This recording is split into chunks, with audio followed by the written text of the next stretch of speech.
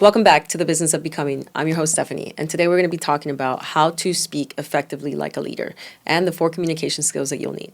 Have you ever walked away from a conversation, whether it was a high-level meeting or like about business or just maybe even a dinner with your spouse or a friend, and thought, that could have gone a lot better?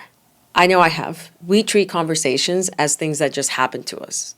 But what if I told you that these conversations are actually just micro decisions made beforehand? Today, I am breaking down a framework called TALK. And I got this from the Harvard Business School, which I did not attend. However, here in the Business of Becoming, we're all about becoming better leaders, better friends, better bosses, and just better human beings overall. So if you want to just stop just talking and actually start connecting and communicating, then this episode's for you.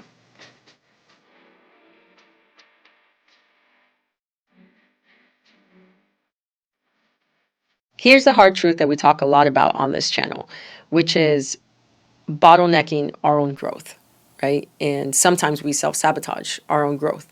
And in communication, the bottleneck is usually our own ego. We go into a lot of different rooms and a lot of different conversations thinking first about what we want to say, how do we look? And in reality, it's not about being the smartest person in the room. And trust me, I have been in rooms where people are a hell of a lot smarter than I am. But it's more about being intentional with your conversations. And that's really what I want to hit today. And I want to teach you how to be not the smartest person in the room, but the most intentional one, and the one that people remember, and the one that people actually want to follow. All right, so let's dive into the first part of this segment, which is breaking down talk. So T is for topics. So what does that mean, Steph? That means you probably already planned or prepared, right, for your budget meeting or your sales meeting, or you probably prepped your kids' lunch for school tomorrow. However, the real question is, have you planned out any conversations or any topics to actually introduce in those meetings that you're going to have? It's not about scripting every single word, because you don't want to sound robotic, and you definitely don't want to pull out a piece of paper in the middle of an important meeting because you're going to look a little cuckoo.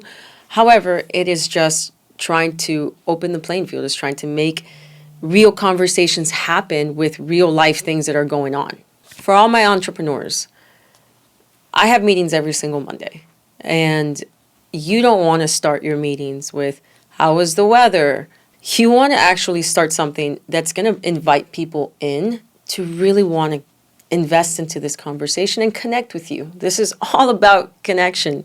And for my parents, I know every one of us have found ourselves in these shoes where you pick up your kids, your mind is everywhere, and the first thing you do when you see your kid is, how was school? My kid's 4. And it's the same thing every time. Good. You already know the answer that they're going to give you. So instead of repeating yourself and sounding redundant and sounding robotic, okay, try something different. In my meetings with my team, I have a little ball, and I got it on Amazon. I throw at them, and wherever their thumb lands, it's a personal question for them to answer. And I also answer questions myself. And it kind of just breaks the ice in the room, allows us to reconnect and remember that we're also human. For me as a mom, I stopped just asking, how was school today? I still ask it every now and then, and I catch myself. However, I ask her now more intentional questions. And I talk to her and I say, hey, I bring this topic up of, there's one that I love to ask her. I say, what was the funniest moment today in school? And it gets her thinking, and it actually gets her invested to want to talk back to me and not just say, good, you know. And then I find out, who her friends are, and I find out if any of them were mean to her today, or if I need to kind of talk about something a little bit more in depth with her. So just keep that in mind, especially as a business owner or as a parent or even as a friend. Bring some topics up that you can kind of have in your back pocket every now and then. Don't whip it out on a piece of paper, but it's just so that you have a buffer and there's no real awkward silences. You don't want that for meetings. You don't want that for you as a parent. The next segment is A, and A is for asking. So as leaders and as CEOs and whatever position or hat we're wearing at that time, we don't like to ask questions because we feel like we might look dumb. and we overtalk instead, and we try to share our expertise and control the conversation with our education and what we know. But in reality, in order to scale your likability status as a leader, we kind of just need to shut up, and we need to ask certain questions. We need to connect with people. So for example, when you're talking to maybe a staff member and they say a word like burnout, right, which happens a lot, especially if you're in sales, I would like you to sit back and ask a question instead of automatically deeming them, saying, well, how could you be burned out? You barely worked this week, or you didn't even hit your 40 hours, or you didn't even hit your goals or whatnot. I want you to ask them, you said burnout, what does that look like for you? And as they try to explain themselves more, first of all, they're kind of sometimes even answering their own question and thinking, well, maybe I'm not really burned out, right? But you let them talk and you sit back and you stay quiet. And then you ask a follow-up question, which is, tell me a little bit more about that. You know, maybe it's not just they're burnt out in work. Maybe they're just burnt out in their personal life, and that is now affecting their work. So now you kind of know where to navigate and give the best advice and counsel, because that is what we do, not just as parents, but we parent our team. We parent our company. You know, that is our baby, and my company was my first baby before I even had kids. So making sure that you take the step back to hear them out and ask the right questions, I promise will make you such an effective leader, and not one that people just have to report to, but people actually want to talk to and people want to follow.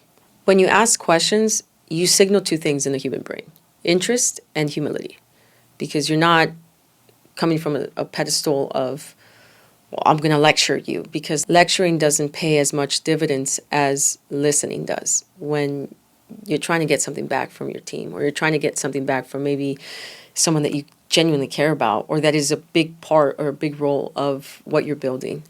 Now let's talk about levity.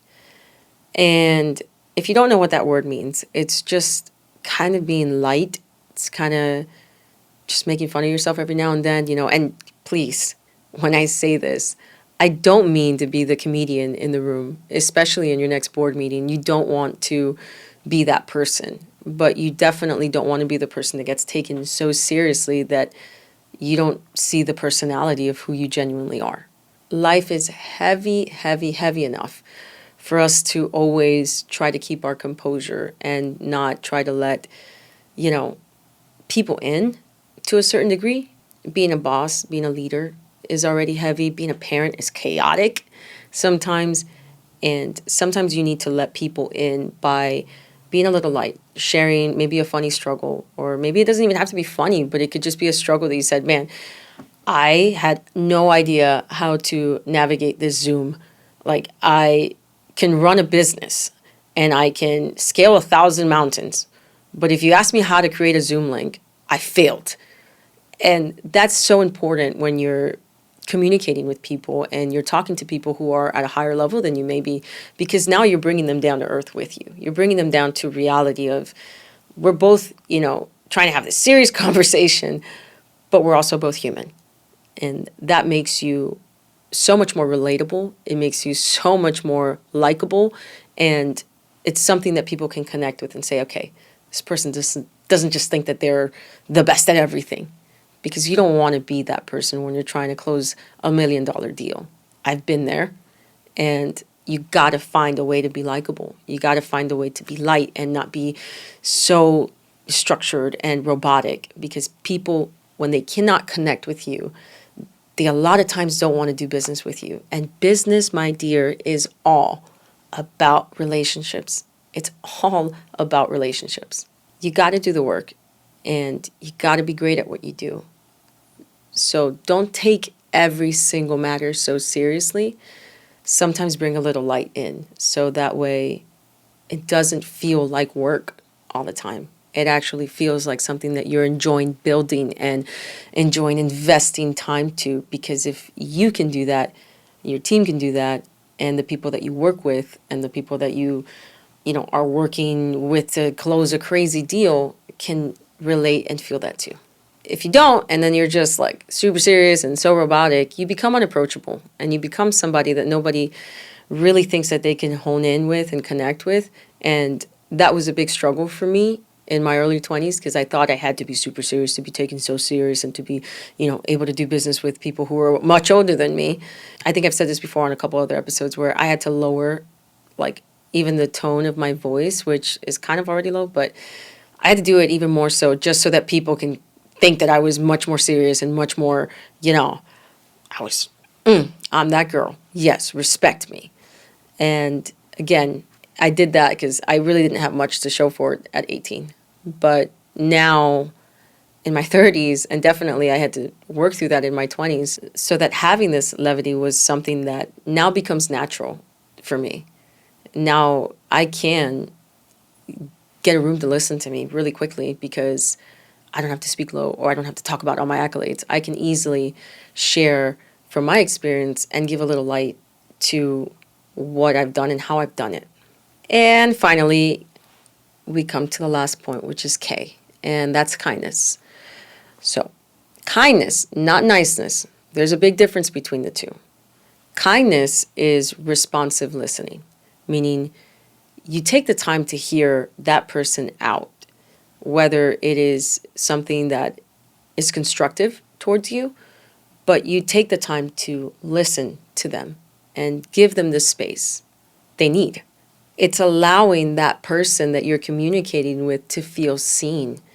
And I know I have not been the only person that you're talking to someone and they just don't stop. I mean, they're just rah, like just da da da da da. And then you're just like, can you stop talking? Can I talk? That's who I want you to avoid becoming. I want you to become the kind person that can know when it's their turn and their time to talk. And then when you do talk, that it's so intentional and it's so kind that it's worth listening to. Whoever else is in the room, it's worth listening to you.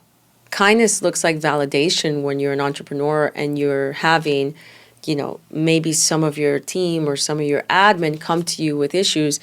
It's being able to respond effectively, and it's controlling your own reactions, because that is a very difficult thing to do, especially for women. Like, it is tough sometimes to hold our tongue and to bite it and to say, not yet.